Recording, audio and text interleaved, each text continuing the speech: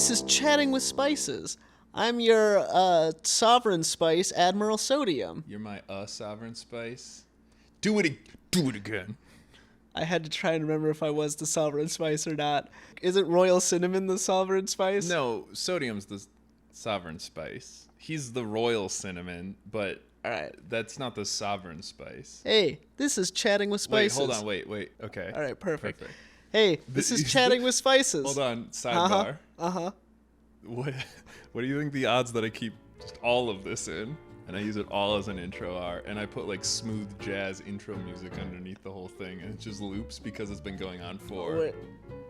I feel minutes. like you maybe put smooth jazz in just starting at the point where you said and I put smooth jazz in. Maybe. I'll put the I think it would be really bad, which makes me think put it is the- possible that you'll do it. I'll put the instrumental only version of Will Smith and DJ Khaled doing "Friend Like Me" at the end of Aladdin without the vocals, and then I don't think that we can get copyright struck. I mean, it's not music, it's just noises. So. Exactly. All right.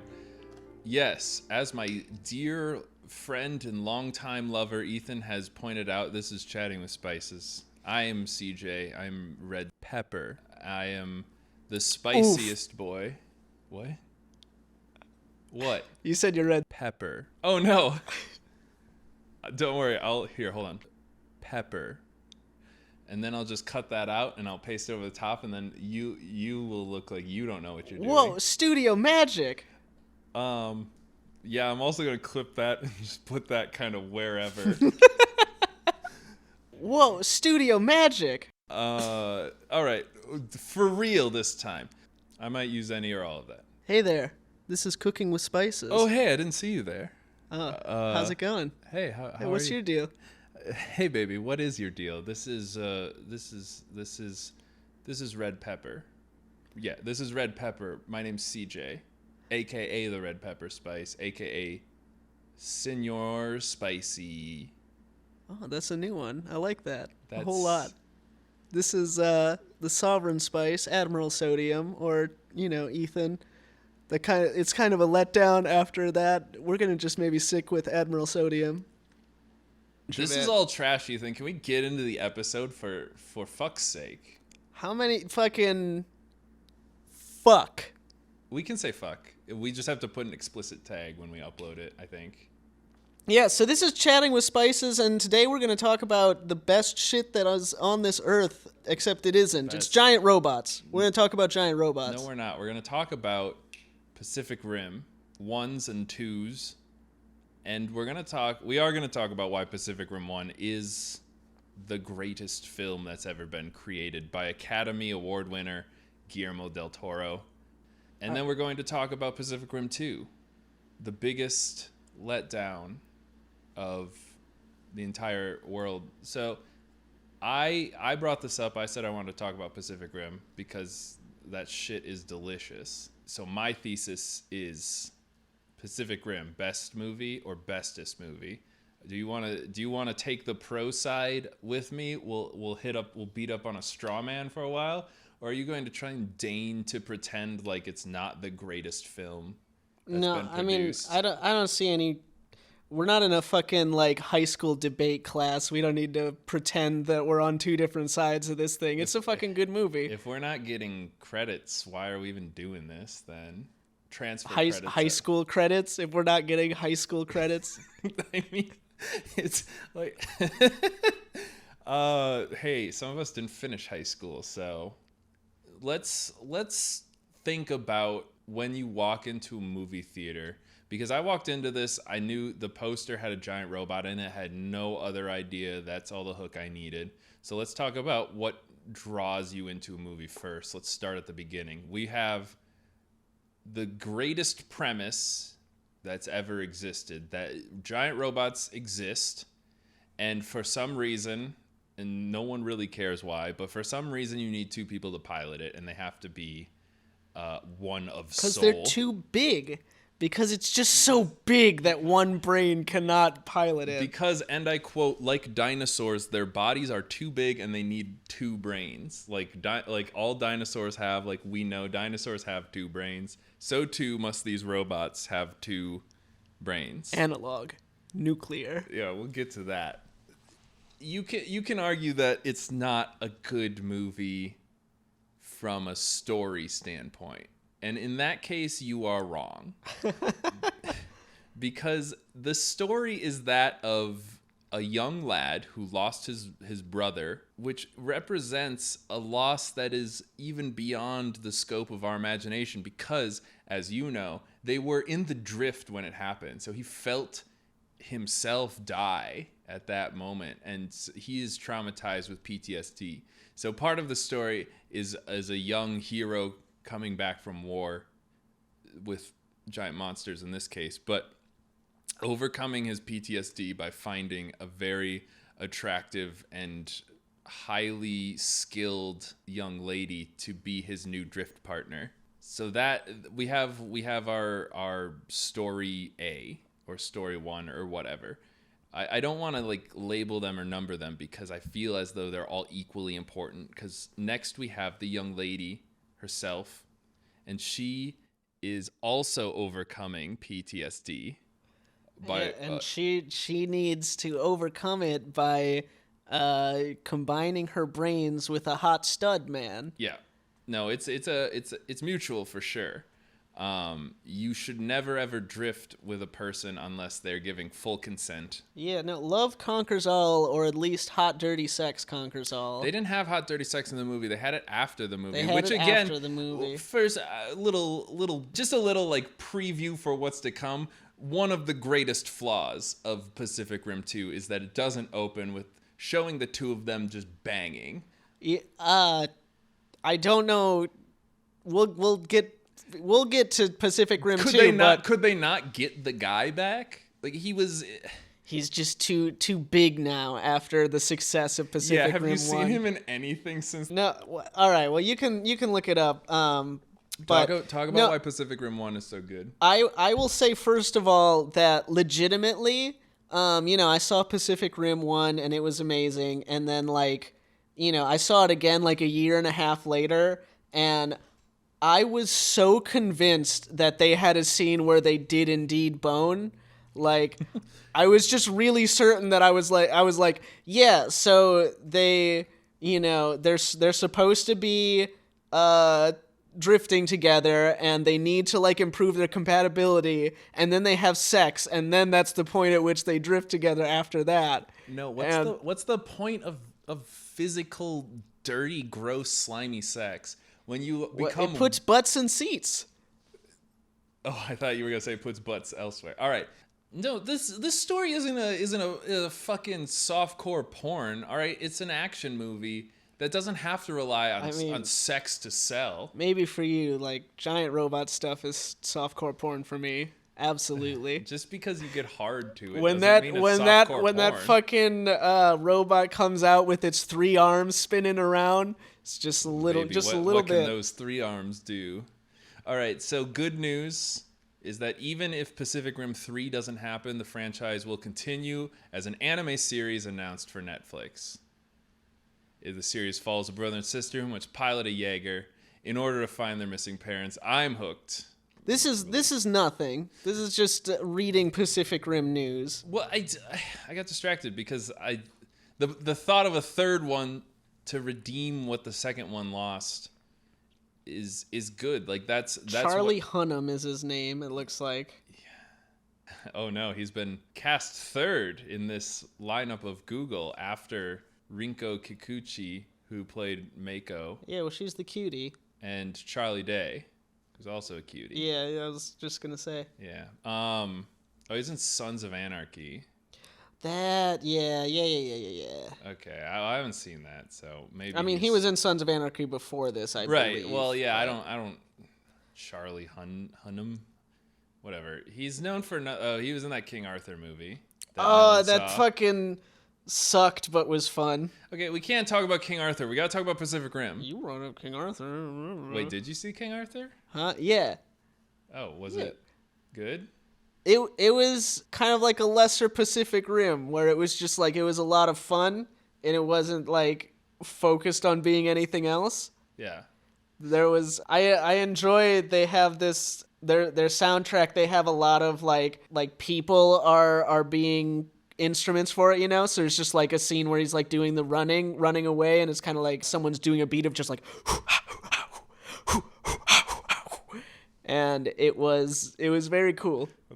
What the fuck is that? I mean, just watch the fucking movie. All right. Well, I gotta wait till shit's free on the internet because there's so many Shit's movies. always free on the internet. Except this. Don't worry. No, this is free. Oh, I think. excellent. I mean, I guess until we get a sponsor. Yeah. Hey, I don't know. MeUndies, heads up, new podcast. It's hot. People love it. They're recommending it to all their friends, and I do. Well, maybe I do wear MeUndies. We don't know. Just let's see that cash. Let's see that cash, Daddy MeUndies. Who's the other one? NordVPN. I love security. I love feeling safe. And if NordVPN pays for it, then I love NordVPN. I would prefer if a giant robot was sort of just watching over my house, but NordVPN will do for now. Who the fuck needs a house if you have a giant robot? You would live in the giant robot. Like, where am I going to put all my stuff? It's Oh, I'm sorry. Do you have a giant robot or do you have like a smallish, like one room robot? No, it's like I want like a fucking like Gurren Lagann where they just put the house on the back of the robot and carry it around. Do they do that? Yeah, they do that in the early part But before they get the ship. They just steal a giant ship with legs. Just do that part.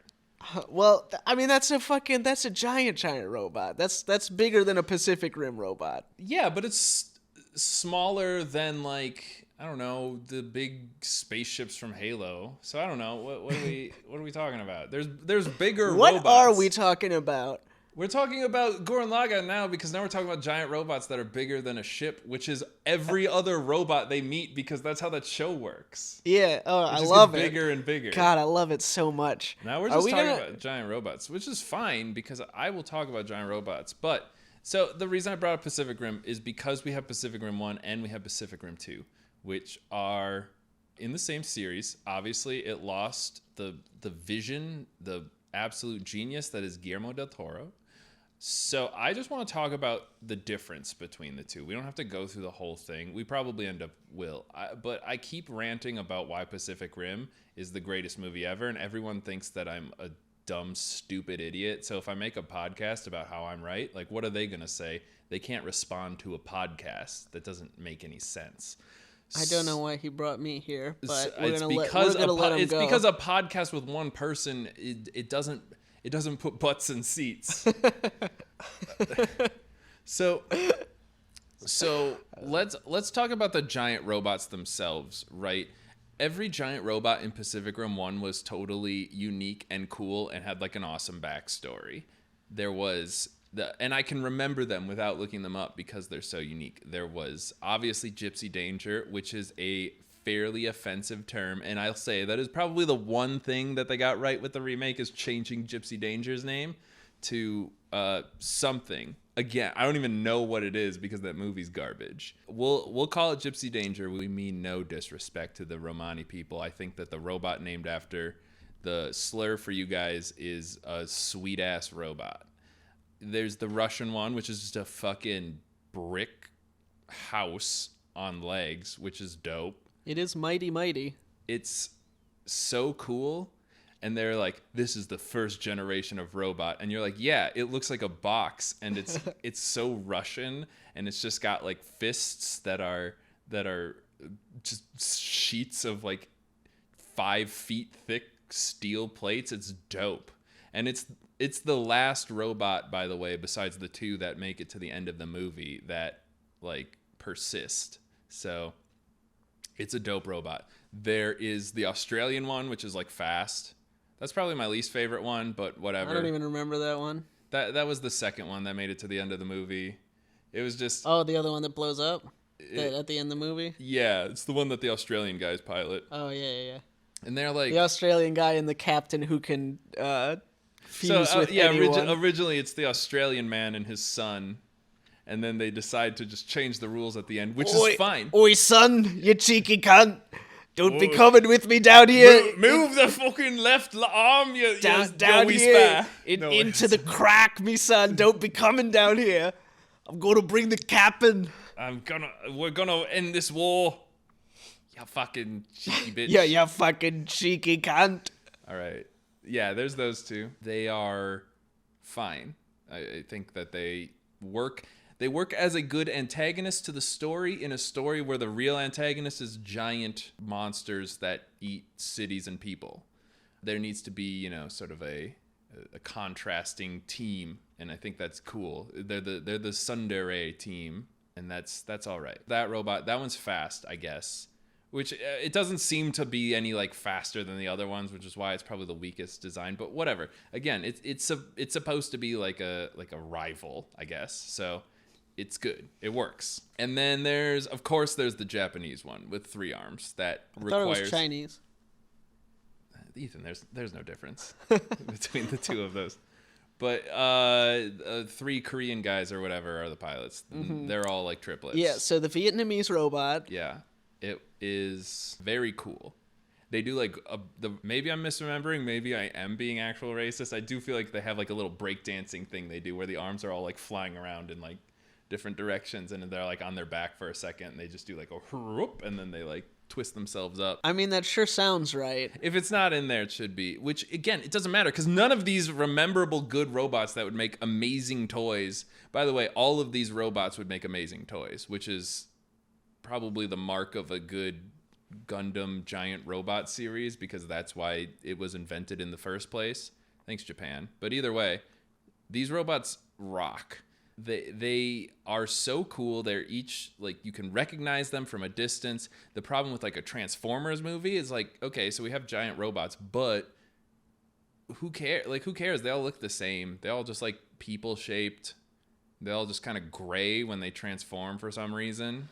Yeah, I mean, that's a totally separate thing to get into about why the Transformers movies suck.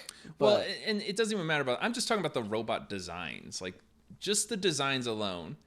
I think Transformers is a contemporary in many ways. I guess the Transformers movie has been around a little bit longer. At least the first one, which is really the only one I count because there's like 12 now or something. There's very many of them. But the biggest thing is the robots are unique and they're different and they're each cool. And if there were toys for them, which I'm sure they are, if there were toys that cost $5, which I'm sure there aren't, I would have all of the toys. I would love those toys. They're sweet. And I think that in the second one, in Pacific Rim 2, they even made Gypsy Danger, which again, I cannot remember the name of the new one.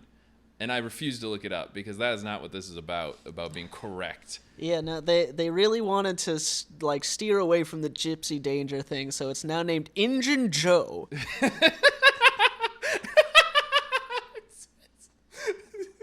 N-word Joe. There's just like it just says N-word on it. They were like, no. Yeah, no, there's a fucking just like group of guys in business suits like giving each other firm handshakes like, genius. We can say the fuck word. We can't say the no let's play word. By the way, check out our Let's Play channel. Cooking with Spices on YouTube. We're there sometimes. I'll definitely have some videos up there by the time this gets uploaded. All right, sure. But yeah, so going back to the robot designs, though, definitely another thing that's really important about the way that the robots are portrayed in Pacific Rim 1, and it's something that I know not everybody cares about, but I'm a big lover of giant robots in general. I really like them in all different forms across all different animes, because that's where you're going to find most of them. Mm-hmm. But they're really portrayed in different ways, and sometimes they, try and go like realistic and have them really like mechanical in their movements. Yeah, and I like those. It's important to note that Ethan's favorite anime is Gurren Lagann, so I think he knows a thing or two about giant robots. And if you haven't seen Gurren Lagann, go check it out because it is a fantastic show, but it is important to note that the robots in there are a lot more organic. Like, they don't follow mechanical rules, which is my favorite. Which I guess originally Transformers, but yeah, no, I'm officially an expert because my Gurren Lagann is my favorite anime, but I digress. I mean, constantly throughout this entire conversation that we're having. If watching anime does not make you an expert, then we have nothing to talk about for the next forever. Fair enough. It's something that's really awesome about how they portray the robots in Pacific Rim. Certainly they're not like realistic, right? They have a lot of fun moments where they aren't like, oh, we have to adhere to this set of rules. But they add heft to every one of the giant robots' movements. Yes. And you can feel the weight of the robots, which portrays that power that they have. I see. You are now relying on your Big O expertise. Yeah, I love that one as well. No one's heard of that one, though. Everyone's heard of Big O. No. All right, well, we're going to spread the word. Go watch Big O. It's on something. Buy the DVD. I don't know. I don't know if they sell them anymore. I don't think it's even fucking on anything anymore. We will, if we get 100 views, that's too low. If we get 20,000 views, we'll recreate the whole anime with in live action. See, you said 100 views was too low, and I was like, man, that seems like a lot more than we're gonna get. You're gonna want for that amount of work. You're gonna want. Yeah, I was not aware what you were going to promise. If we get a multi-million-dollar sponsor, we will just make a live-action Big O. I'm looking at you, Mountain Dew. I still refer to all of your products as gamer fuel. We'll do weird product placement too. We currently are. You could be paying. No, for this. I meant in the live-action Big O. It'll just be like, oh, the robot, I can't power up anymore, and then like. If only I had some Robo gamer fuel, and then I don't know. We could do like a limited edition release thing where it just has a picture of a Big O on it. Like let's bring it back. It was a really good show. It's a 40 years ago, everyone lost their memory of the delicious taste of Mountain Dew Ultra, and also everything else. That's the story, by the way, of Big O. If you haven't seen it, which I guess, according to Ethan, no one has, but it's sweet. It's like if Batman was a giant robot fighter pilot. But it is important. This is important. All of this is important because these are memorable things. These are, like you said, you feel the weight of these robots. These are giant robots.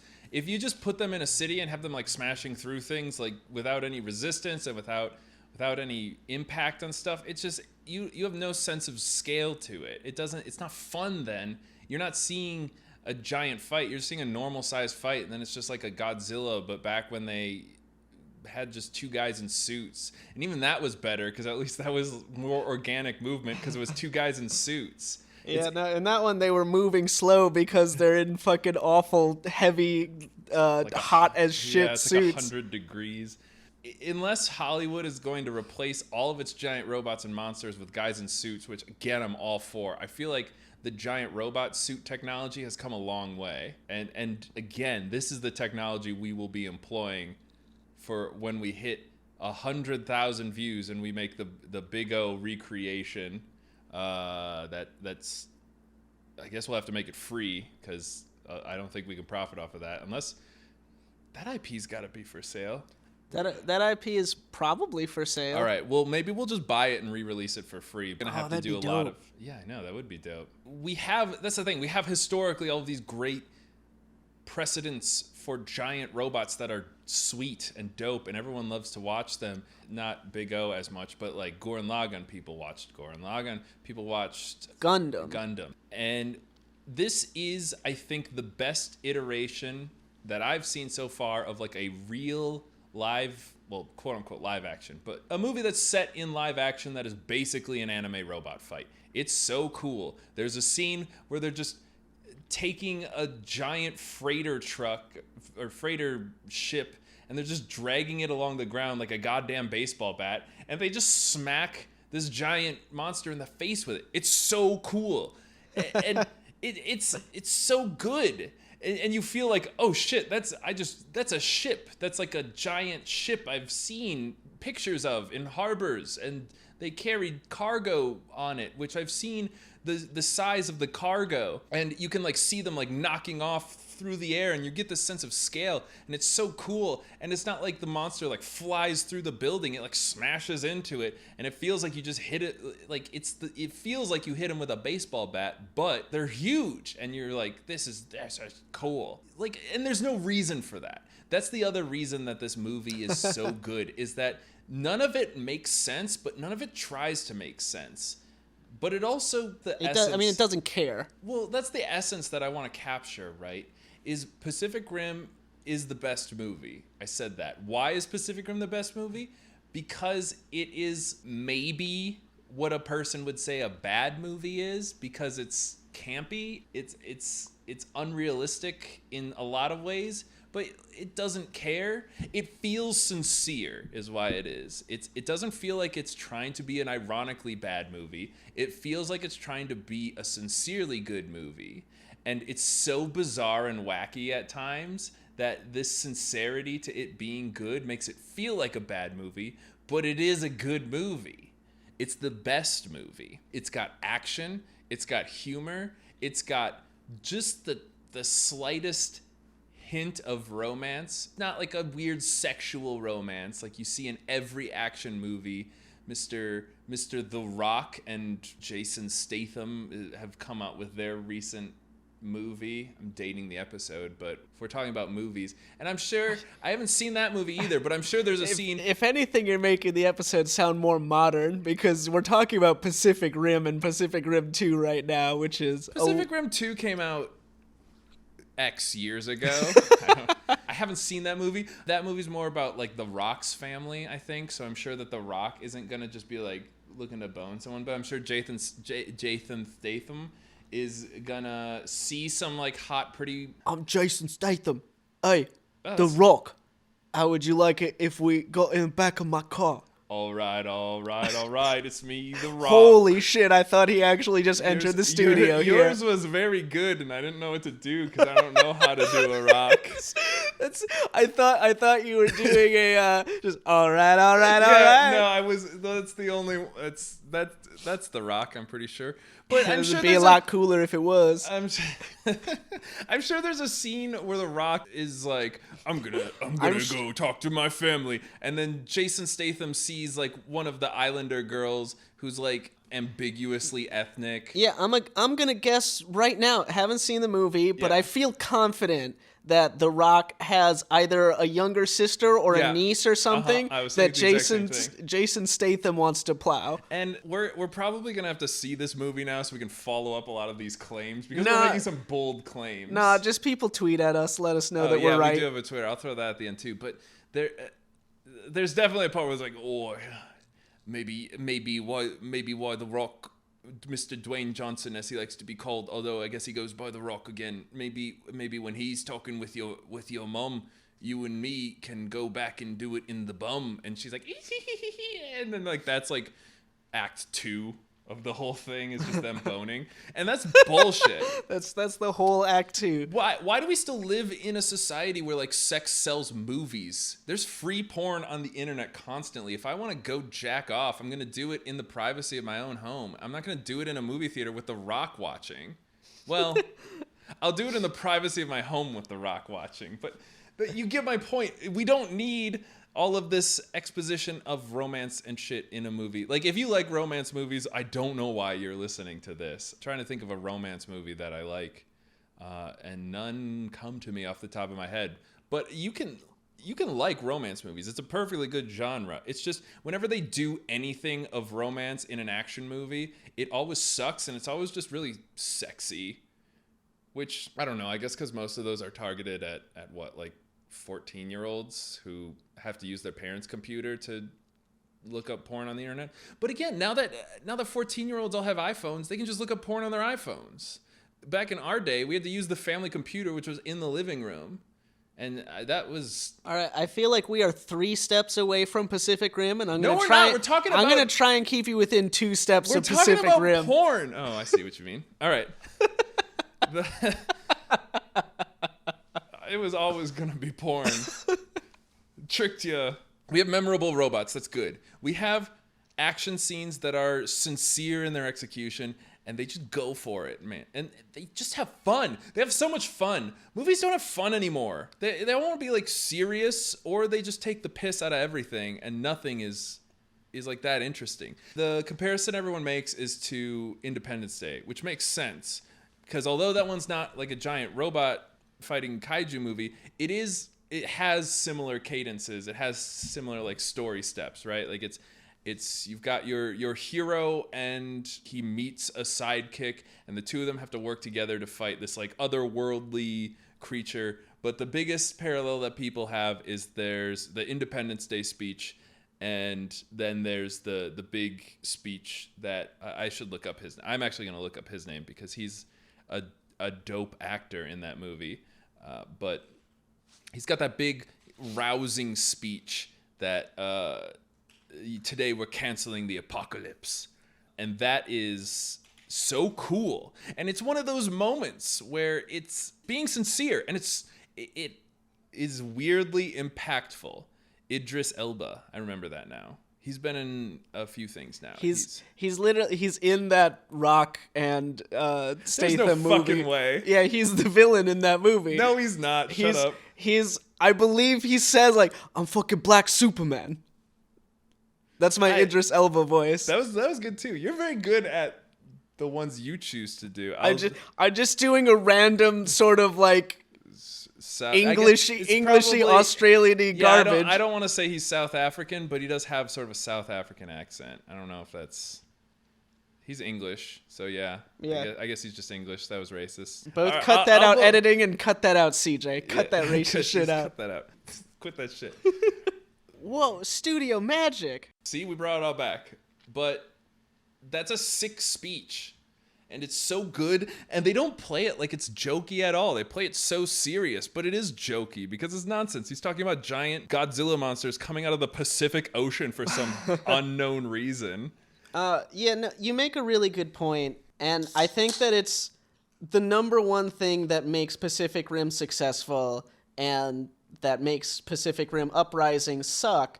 That's not what the second one is called, is it? Yeah. God, that's garbage. Is that there is actual joy to be had in the first one, and I think it comes down to that Guillermo del Toro did not have to make this movie, and, you know, I don't think that he made it because there was a huge demand. I think he made it because he wanted to. I think Guillermo del Toro came to a point where he was just like, I'm a pretty famous dude. They're going to let me make whatever movie I want. I want to make a movie about giant robots because I love them. Like, so much I feel like these kind of like action-y B movies are made that way on purpose nowadays, where they can the campiness and sell it to you, you know? Like, it's very on purpose, like writers get together in a room and say, how can we make this campy so that those B-movie lovers will like it? And I don't think that was the case with Pacific Rim 1 at all. I think it was just Guillermo del Toro,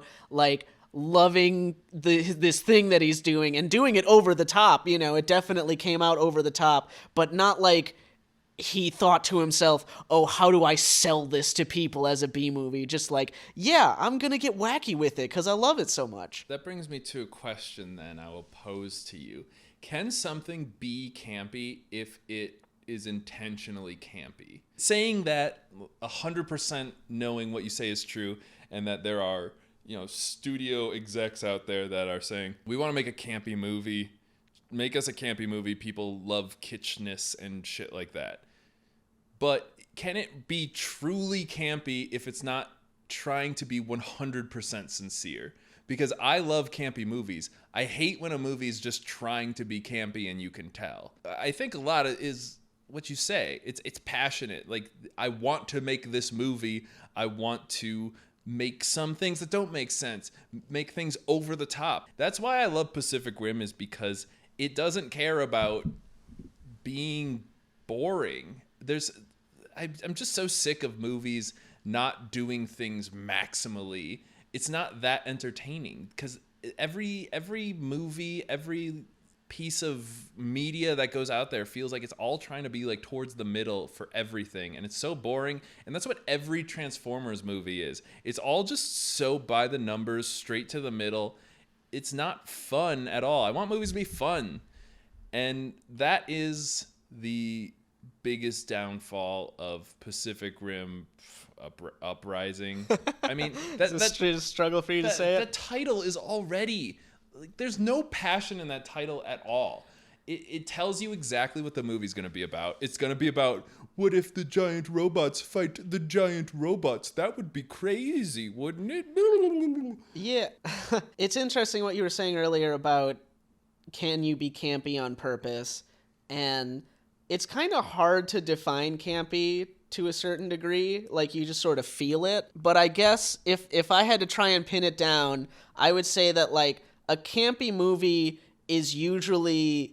Like, usually, when something is campy, it's like, it is bad. Like, objectively speaking, they've done faux pas and they've, made mistakes, but it has a lot of heart.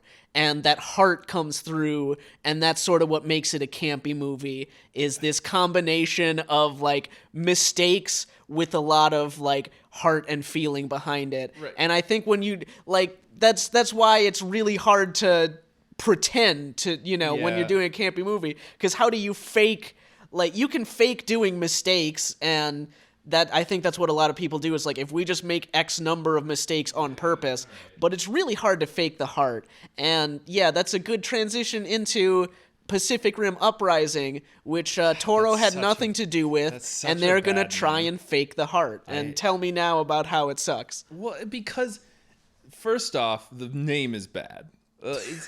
Let's get started. The name, no good. Okay, so you hear Pacific Rim, you hear that, and you have no idea what this movie's about. And I remember the first time I saw anything for Pacific Rim, I saw just a banner for Pacific Rim, and it was in a movie theater once, and I had it must have been before they got the rest of the promotional materials and stuff, and it just said Pacific Rim in this really big, epic font, and it was like, so a little bit of like the Transformers, like sort of metallic-y blue background. And I'm like, okay, that's going to be, I haven't heard of that before. That's probably going to be whatever. And then like the next month I go to the movie theater and bam, Pacific Rim, giant robot, just like sitting in the movie theater, this big cardboard cutout that's like 20 feet tall.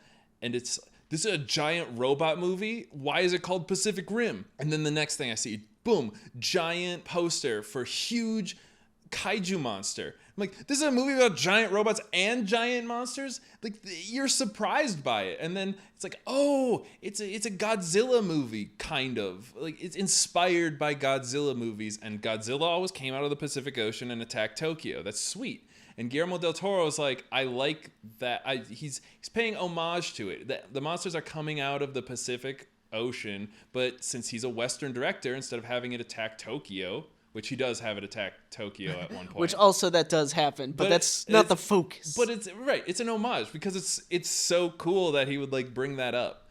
So there's already, you can tell he thought about that title. He wanted it to be a bit mysterious, but when you see it in context, you're like, that's cool. Pacific Rim is affected by these giant monsters. That's awesome.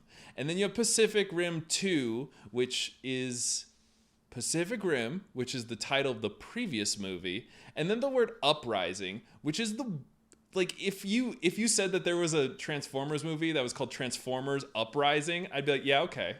And it would be one of the 18 Transformers movies that exist. I'm trying to think, what are some other movies that have Uprising in it? I feel like there's a Terminator Uprising. Yes, and that was one of the remakes too. Or the new trilogy. Yeah, no, Uprising is just kind of like a word they throw on the end and now things will be different. Yeah, epic. Previous notions may be different now. But we're still going to use the same premise for the previous movie because you already saw it, and we know that we can get your money, at least for one sequel. So the title sucks. And there's the reasoning behind it, because it's a bad title, and it already shows the amount of originality and creativity that this movie is going to have, which is none. It's maybe negative. I'm not sure if that's possible, but it is. So Guillermo del Toro. I'm sorry. I'm just like, trying to think of the worst movie I could think of to add Uprising on the end of it. Yeah, I'm being John Malkovich, Uprising. the first thing, the first, the first thing, Schindler's List, Uprising. Yeah, you just wait; they'll make it. Spielberg's hurting for ideas. The Spielberg. So Spielberg could probably do a Pacific Rim movie. It would be. Wait, he already made that one movie about giant monsters, but it was like from the kids' perspective. Jurassic Park. Oh, Uprising. Yeah. That one's good actually. I could see that one working. Oh no, that was good. Ugh. Yeah, no, you could put it on most things. Just what are the worst things to put it on? I think that the worst movie title that you could put Uprising at the end of is Pacific Rim. Shrek Uprising. I'd watch Shrek Uprising. Shut your mouth. What does that even mean? Does the gingerbread man attack? That would be sick. That's the reboot we've all been looking for. Yeah. Shrek Uprising. They still make those. That's not really a reboot. It would just be another sequel. Wait, they don't still make Shrek movies. They sure as fuck do, my man. No.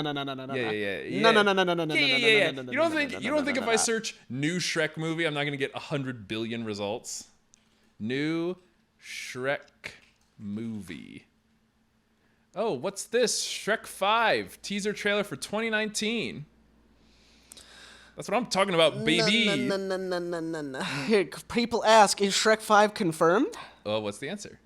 It was later It's confirmed in active in 2016. development. 2019, baby. We're gonna go see that. Penned by the guy who did Austin Powers. So, we've got that to look forward to. I hope it's called Shrek 5 Uprising. Yeah, I'm down with that. I can't believe you didn't think there'd be another Shrek movie. Of course there's another Shrek movie. I thought we were safe. You haven't even seen the last two, probably. I've only seen the first two.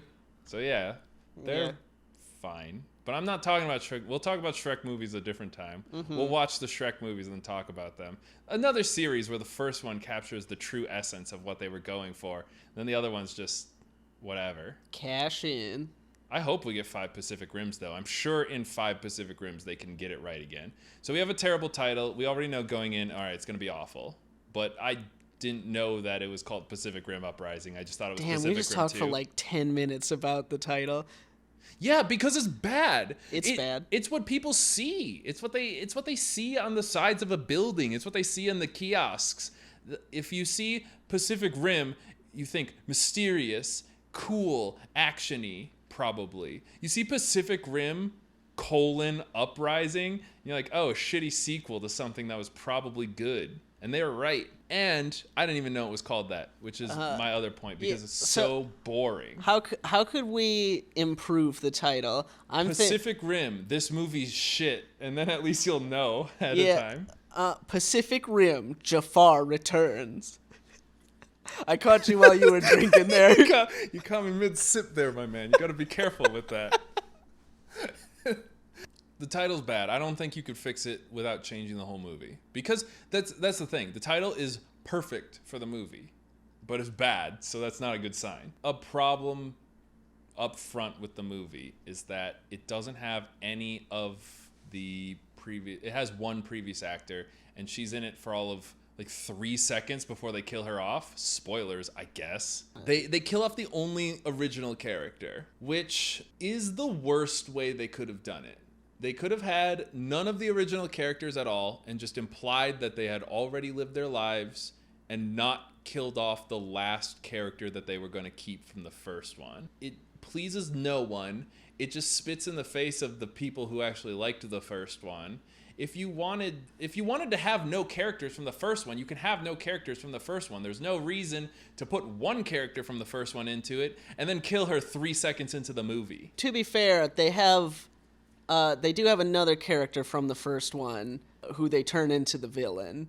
The comedy relief who they make into the main villain is Charlie of the Day series. in that one too? Yeah, Charlie. That's the premise of it. Oh, right, he's like fucking one or whatever. Yeah, I mean, basically. Yeah. It's got in his brain, and now Charlie Day, the comic relief of the first movie, is the villain of the second movie. So bad. Why would you turn your comic relief into the... Because I get it, but that's... Okay, so that's the perfect example of what we're talking about. Campy would be if in the first one you had this comic relief guy, and then at the end it was revealed that this comic relief guy was the villain all along. It's like, ha ha ha, we subverted your expectation. Like, that's so ham-fisted and kooky that it's crazy. And this one, they were like, all right, well, all the monsters are gone, and we have to follow the example of the first one, which is another reason that things end up sucking, is because you get a canon going, and if your canon is not a canon like what the robots have, but a canon like the Jesus Christ canon. We are smart kids, we know. Star Wars canon. Continue. Like Pirates of the Caribbean canon. All right, stop. Did you like that one? Because that one has two meanings. Wait, no, stop. Because the pirates because they have literal cannons because they're pirates. All right, but it's also stop. Another series. Stop. Another series that has gone on for literally Please, 5 stop. movies. Okay, continue. Okay, so in the Pacific Rim canon, I don't know if the person who picked it up after Guillermo was afraid to change too many things. I don't know if he wasn't allowed to change too many things from the producers or what went on. He had 0 original ideas from the first one, and he refused to like push anything. Why not have giant monsters in it again? I get that in the first one they sort of fixed that problem, and to be honest, if they just reopened a portal and had all of the monsters flood back out, I would a little bit feel like, and I'd probably still be complaining about how I feel like they just undid everything from the first one, which is not something you usually want from a sequel.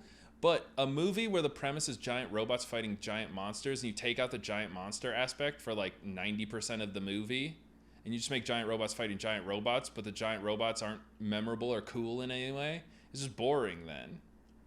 So yeah, I'm mad because they won't change the canon and make it so it's just fight giant monsters again. Oh, there were many that got out that we can't track. Oh, but in the first one you could track all of them by their signature or whatever. I don't know. These ones, they evolved. They've adapted. We can't do that. And also they have been picking up shit off the bottom of the ocean and been melding with it and using it as armor. There's like a Titanic one. One of them has a whale on its head, and it holds the whale there like a tin hat. Oh, right, yeah. Well, one of them has been absorbing the creatures of the deep and taking their powers, and now you've got fucking octopus whale kaiju with electricity powers. That's so cool. That's so much cooler than whatever they came up with. Like giant squid one. There's one that finds the Titanic or whatever. That's in the Atlantic. Who cares? One ship. I do like that. It's like, and we'll probably just ignore the fact that it is in the Atlantic. Right, just don't bring it up. Who cares? And it's wearing the ship as armor. Like, these are ideas that I have not thought about prior. I just came up with them right now, and it's already better than the garbage they made. What was it? Oh God, I remember now. I had forgotten the whole plot, but yeah, they were designing autonomous robots, but the robots weren't actually autonomous. They were connected to the kaiju brain, and that's how they were controlling them. That's such a non-idea. It's so boring. I think at the end of the first one, there was the cliffhanger that Charlie Day still had the giant brain. So they wanted to do something with that, but you could have done something with that, without making him the villain, because he's not a villain. He's he's not stupid, but he is an idiot. He's simple. He likes giant monsters. Who doesn't? We're all watching the same movie. But why make him the villain? So you're right. Second reason Pacific Rim Uprising sucks is because they turned the comic relief into the fucking main bad guy, who went from being a guy who just messed up once and had good intentions, and he saves the day anyway in that movie, in the first movie, to being the straight bad guy. And that does undo everything from the first one, because you actually do have a character that you've kept, and he sucks now. So you've killed the one character that was cool in the first movie, and you killed her right away, and then you take Charlie Day, who is the other character from the first movie, and you kill his character and turn him into a dick because you want Charlie Day in your movie because he's awesome and it will put butts in seats. So that sucks too. And we haven't even gotten to the plot of the movie, which we're never going to get to because I don't even know what it is. There's rough plot of the movie is just that, like, they made more robots, and they just kind of made generic robots for reasons I can't even remember.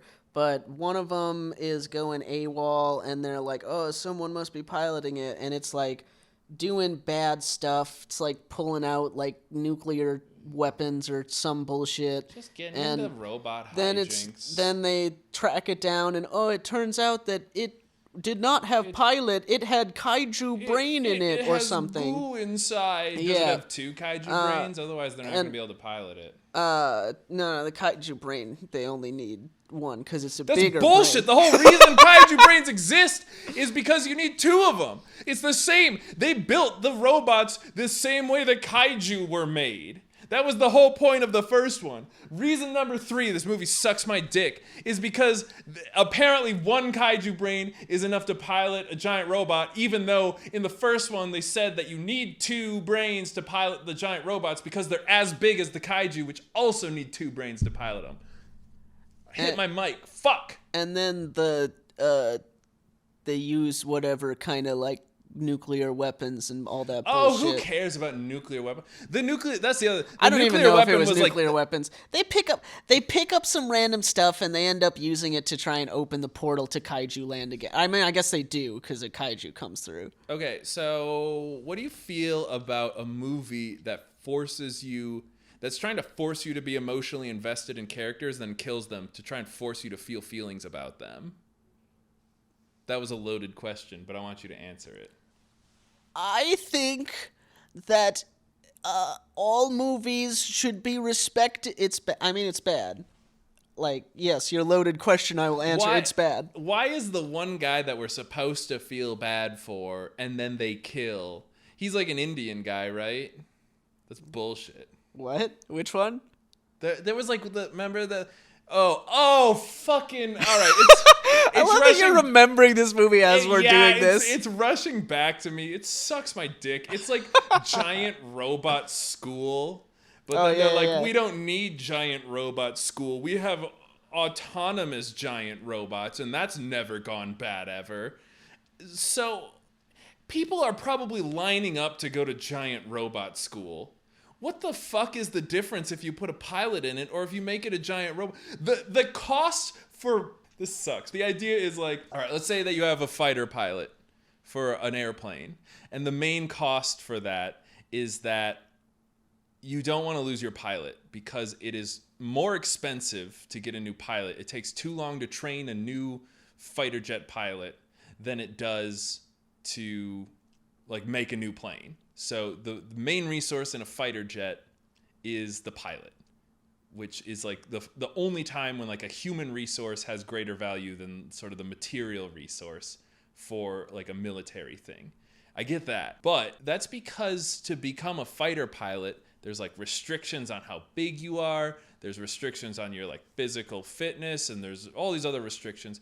To be a fucking pilot for a giant robot, you have to be able to like mentally agree with one other person on the entire Earth, and sometimes not even that, depending on if you're Idris Elba. It depends on if you're Idris Elba, you don't have to be. So it is possible to learn the art of being able to drift with anyone, I guess, if you're just badass.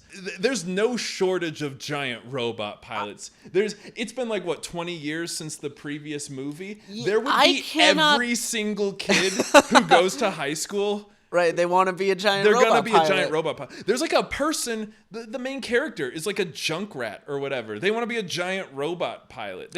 Shit, I forgot about that. Yeah, they don't have an education. They fucking... What do they need the giant robots for again at this point? Is it basically for kids, for like people like our main character who are building illegal giant robots? I think that they were afraid that the kaiju were going to come back, and I don't even know if that's true. That just feels like the lazy excuse people would use. I don't know if people started doing war with robots with each other. I don't know why that would happen. The world like united in the first one. to fight this menace. They pooled their resources. That was the other thing. The intro was cool. It read like a news report kind of, but it was the main character narrating it. He's the entire world realized the devastation of these creatures, and they pooled their resources, and in like 4 months they were able to build giant robots that humans could pilot that are the size of buildings, and they were dope. And it's like, okay, yeah, I don't believe that, but that's awesome.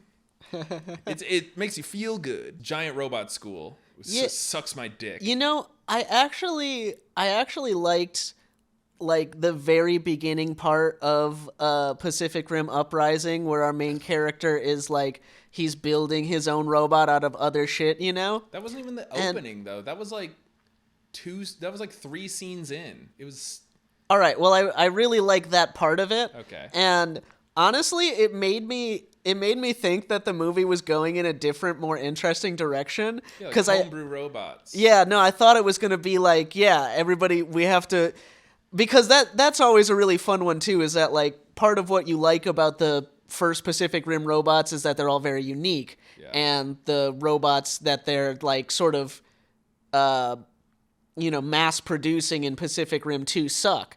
Yeah. And so it's like that's the grassroots robot uprising is always a lot more fun, and that would have been a great sort of thing. I did think that's what I thought. There was gonna be like a rebel faction or whatever. Yeah, it really seemed like they were building to that, where it's like, oh, we have all these like plain and boring robots, but now people who've been making their own wacky robots, like they've got to save the world. But instead, it's like they catch this guy and they're like, all right, you're gonna go to boring robot school, and he's like, well, it is robot school, so. All right, so here's the problem. I can already hear the people in the comments section, of which there are none because this is a podcast, but they're gonna be like, oh, but halfway through the scene or halfway through the movie, she uses her knowledge of how to make the robots out of scraps, and all of the robots get blown up, and she goes, oh, we put the robots back together using random parts. She does that, and the robots still suck my dick. Like, they're still bad. They're all like, that was the whole point, is they like Frankenstein the robots together,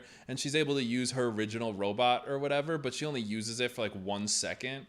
Even though the obvious thing to do would be like, oh, we upgraded it, but you were so good at this that you made like a good robot. We just had to give it more power or whatever. And right, so like externally it's the same. So that's a plot point, is that she Frankensteins the robots together, but it's not like an actual organic part of the movie. It doesn't do cool Frankenstein robot stuff. It is I know why they did it. It's because you can sell robots, and then you can sell parts that you can mix and match the robots on. And I 100% guarantee that there's a toy that is that. I don't know if there is one, because that movie sucked ass and didn't sell. It's probably sold fine. I'm gonna look for Pacific Rim 2 toys. Titan Redeemer. Ugh. Even the names are bad. Titan Redeemer was the only one that I even kind of liked, because he's got the giant spike ball. Yeah, you like the giant spike ball. They could have put it on a better robot. Look at the shape of the robot. They're all just upside down triangles. Huh? Oh yeah, no, they're all the same shape. They're all very, very similar. What's this one? Is this the? So this sucks, but look, you can see they have like detachable arms and stuff. I guess it's not. So here's the thing. I'm gonna say this a lot over the course of our podcasts and Let's Plays and whatever the fuck we do, but I'm gonna say things like it's not good or it's not bad, it's just boring. But when you're talking about entertainment, if it's boring and not good, then it's bad. And that's just because when you watch entertaining things, if you're bored by it, then it fails at its most fundamental thing, which is to be entertaining. When I say it's not bad, it just is boring, it means that it's as bad as a movie can be. If a movie's bad but it's entertaining, it's not like you wasted your time watching it. So Pacific Rim 2 is bad because Pacific Rim 2 is boring. It's not bad where it's entertaining. There might be like 1 or 2 scenes in it. This is the tagline for Pacific Rim Uprising is Rise Up. God, it's just lazy. It just sucks. No part about it has any heart. That's the Pacific Rim 1 is the best movie because it's got heart. It's got nonsense things, and I have only one bad thing to say about it, and that's where there's one scene where the robot gets thrown through a building, and its giant robot fist just like bumps a table, and then a Newton's cradle starts to go back and forth. But if the robot had bumped the table, then the Newton's cradle wouldn't go back and forth where just one ball is going back and forth on each side. The whole thing would sway side to side because that's how physics works. So don't put a physics toy in your movie if you're not even going to use the physics right. Now, if the giant robot came in and like hit the actual ball part with its finger, and that's what started it going back and forth, that would make sense. But I checked, and it definitely hits the table underneath the thing, and that's what gets it to start moving, and that wouldn't work that way. You're a fucking dork. You're a dork. Ah, you got me. Damn it. Can we talk about the best part about... Let's talk about Pacific Rim more, because that movie rocks my fucking socks off.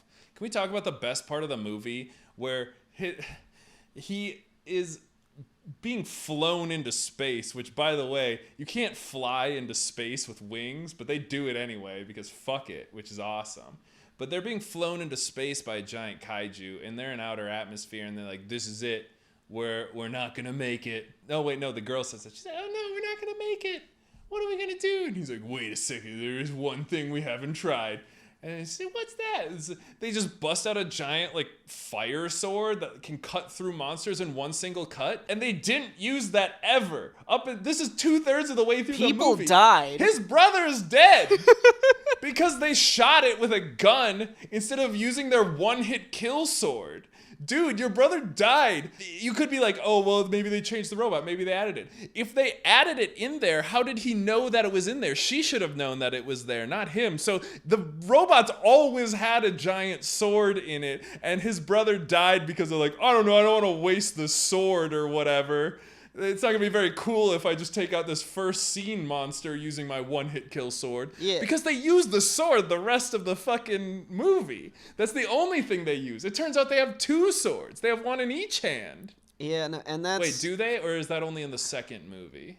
I don't remember, but I was going to say that's the kind of thing that Pacific Uprising does, is that everybody loves the sword in the first one, and so in the second one, it's just swords galore. Yeah, there's just like I feel like every robot except maybe the boy with the spike ball has a sword in that one. Yeah, he's got a giant sword. Yeah, that's another thing that sucks. It's just people like the sword because his brother died for that one moment.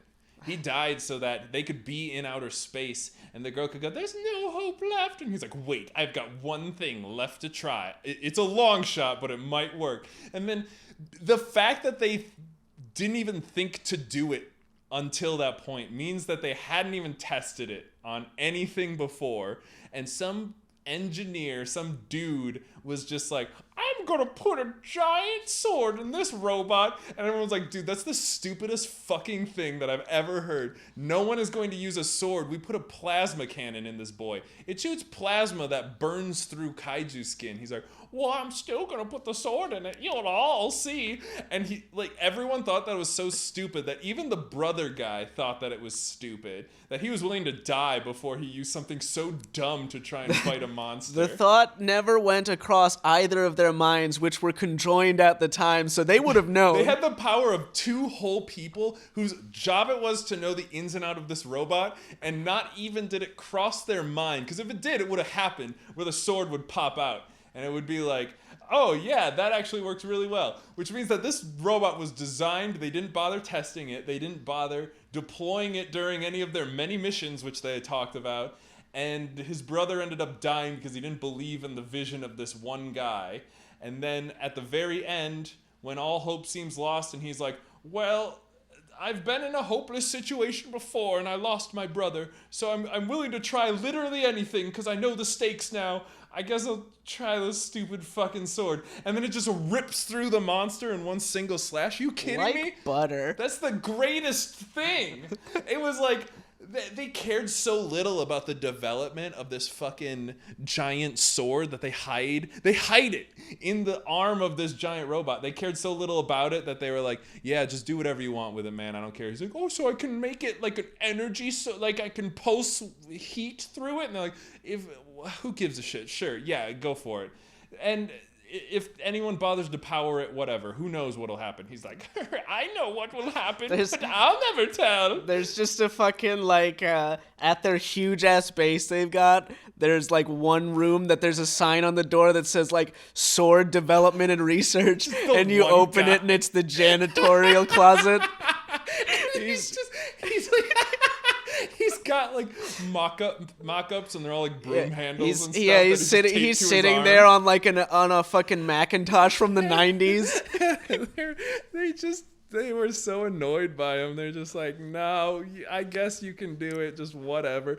And like do we pay this guy? They have to repair the robot, so I can only imagine that he like put it in the schematics and he didn't tell anyone what it did, so that when they repaired it, they just like fixed up the sword part, and they're like, hey, what's this long bendy bit that can like have a bunch of energy that flows through I don't know, it's probably another plasma cannon. Yeah, just build it on. Yeah. I fucking love plasma cannons, dude. My favorite part is when, like, have you seen that they can like make the chest part really hot? That's cool. It's useless, but it's dope. Man, I'm so glad that we've got energy just discharges all over the place. Yeah, you're probably right. It's probably one of those. Fucking sick. Are there energy whips in the second one? I don't fucking know. There should be. That's a good one to have. Think about, because the sword comes out like a whip at first, right? Like it's not stiff. He's got to think about like how hard this sword is gonna make him. The sword's making me hard. The sword is You can cut that. That's no good. No, I'm gonna play. But I mean, it's the same joke I'm gonna make right now, so I might as well keep it. Because the sword in the movie is unique because it is an exact model of what my penis did when the sword came out. Like it just went and it just like came out at first and then it like comes up all at once and it's like, yeah, oh whoa, baby, I'm rock hard now. We're in it. So yeah, I love to think about the one developer, the one engineer that sneakily put this hidden blade in there. And then yes, of course, I think I called it before we even saw the second one.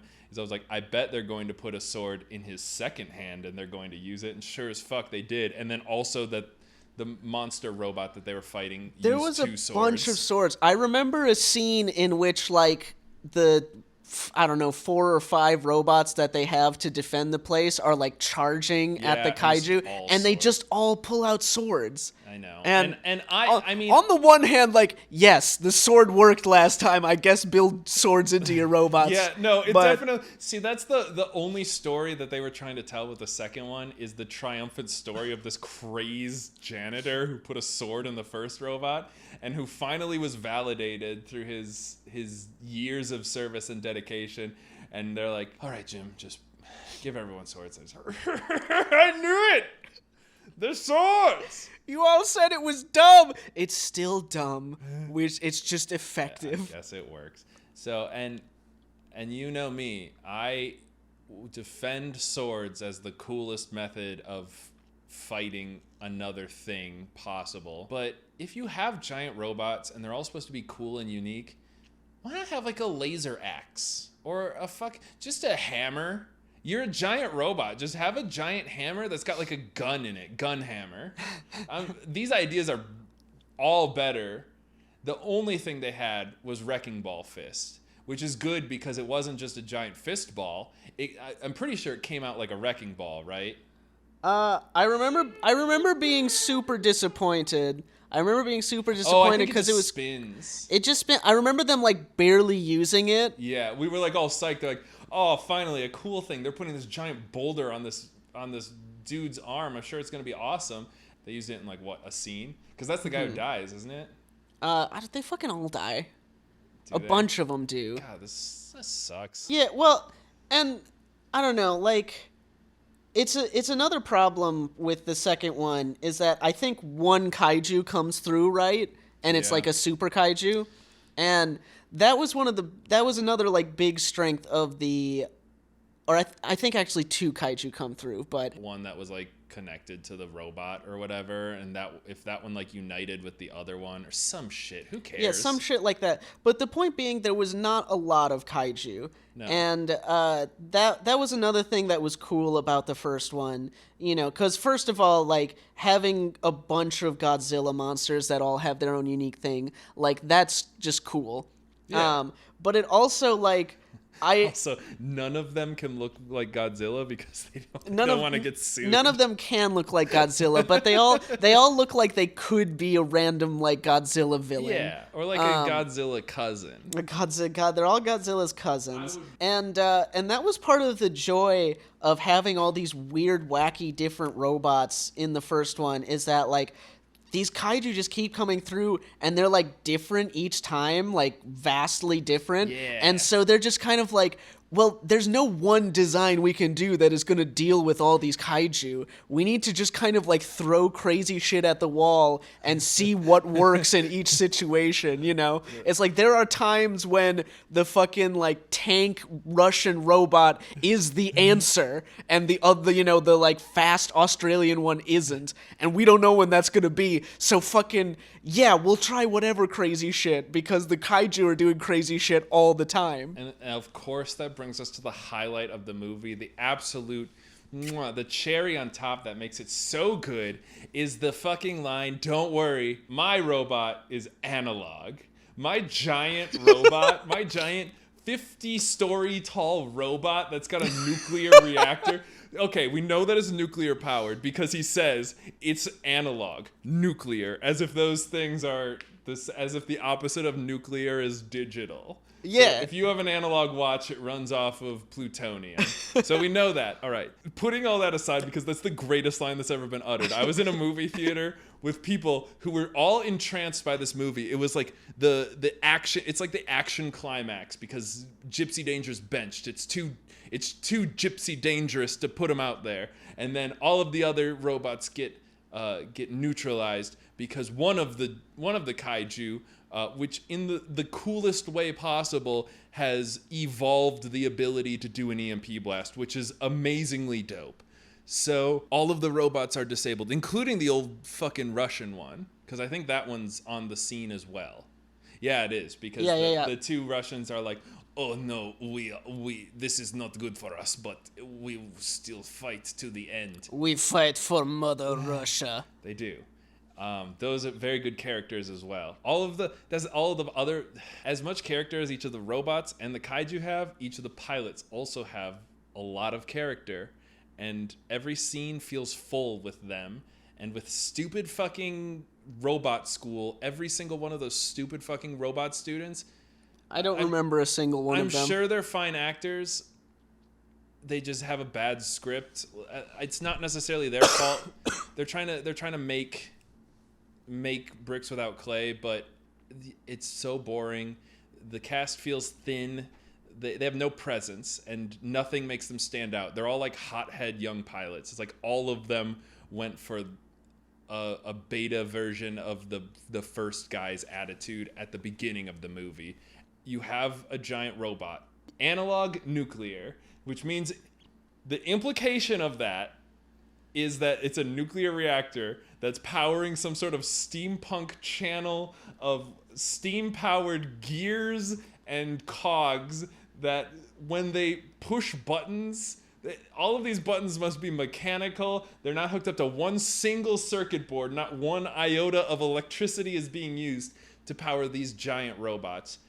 They are analog, nuclear, as if you can just convert nuclear energy into fucking robot punches. Yeah, that's fucking great. It's so good. It's the best line uttered in every movie ever made. It's maybe only topped by a different line from the same movie, which is "We're canceling the apocalypse," which is subjectively the dopest thing you can say about fighting giant monsters, especially since they have this whole 11th hour thing that they're building up to. There's a climax. There's pacing to the movie. The other movie is just whiny kids interjected with bland robot fights, and that repeats for like 2 hours or whatever. 10 hours. I don't know how long it was.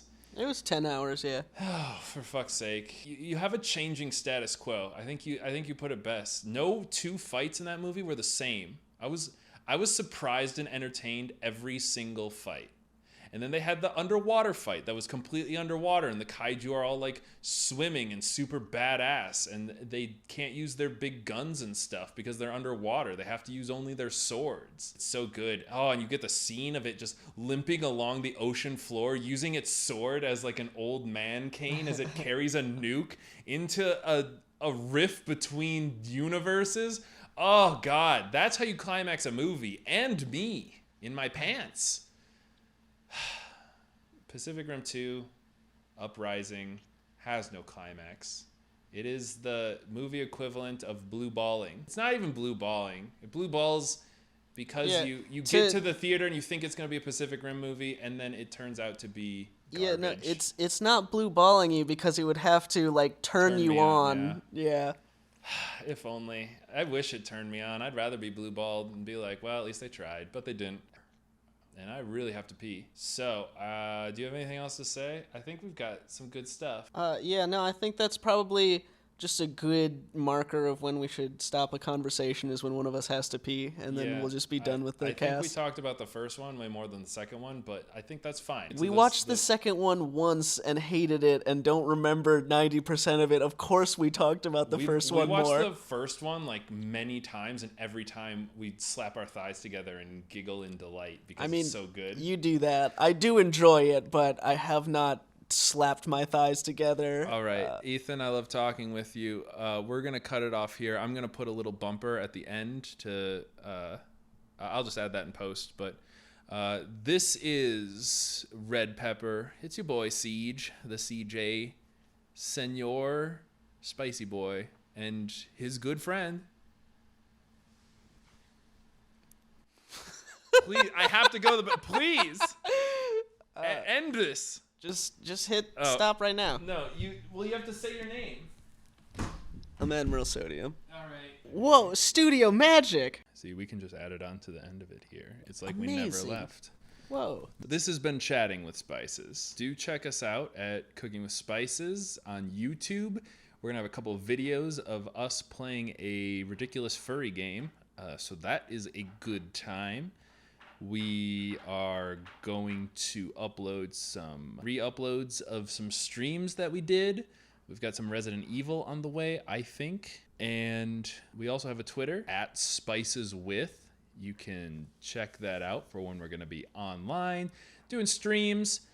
We also are going to have an Instagram coming up that is going to have nothing but pictures of our two precious little kitties that are going to be future video game Let's Players as well, our little Spice Cats. If you want to see pictures of Chamomile and Peppermint, then check out the Kittens of Spice Instagram. Feel free to tweet us if you want to talk about Pacific Rim, if you want to talk about why the first one is amazing, or why, if you want to try and defend the second one to us, we'd love to get a good laugh. If you want to try and talk about how the second one is good, then don't even @ me. I think that's what the kids say. No, I mean, feel free to @ him, though. He needs some traffic. You can follow us at SpicesWith on Twitter. And make sure to check out our YouTube. And any support that comes from you guys, you'll be sort of the pioneers of Cooking with Spices, the whole With Spices entourage of things, which includes this, Chatting with Spices, and our YouTube channel, Cooking with Spices. And if you like what we're putting down and want to hear more and want to watch us be silly while we play some games and just sort of dick around and hope that you guys enjoy yourselves, then definitely check us out. Tell your friends.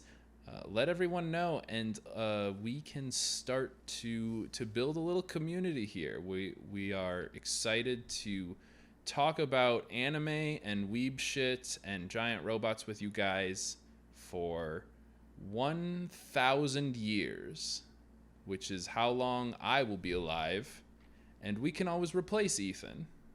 So yeah, no, I'm glad to hear it. But we're just getting started here, and we're having a lot of fun. You could say we're just hold on. You could say we're just getting cooking. You could say we're just getting cooking.